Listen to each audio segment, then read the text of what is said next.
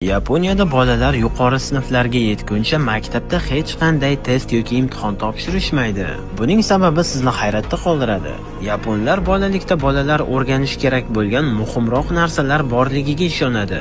Birinchidan, ularga yaxshi xulq-atvor va barcha odamlarga statusi yoki daromadidan qat'iy nazar bir xil hurmat ko'rsatish o'rgatiladi. Ikkinchidan, ular mustaqil bo'lishga va shuningdek jamoa bilan ishlashga o'rgatiladi. Shuning uchun yapon maktablarida farroshlar yo'q. O'quvchilarning o'zlari sinflar, koridorlar va hovlilarni tozalaydi. Mas'uliyatni o'zaro taqsimlashadi. Uchinchisi, bolalar yoshlikdan tabiat va atrof muhitga g'amxo'rlik qilishni o'rganadilar. To'rtinchidan, e'tibor baholar uchun emas, balki bilim olishga o'rganish uchun qaratilgan. Beshinchidan, ta'lim-tarbiya, odob, tartib va vaqtni to'g'ri boshqarishga alohida e'tibor beriladi. Ushbu yondashuv tufayli yapon bolalarining umumiy rivojlanish va intizom darajasi dunyodagi eng yuqorilardan biri hisoblanadi.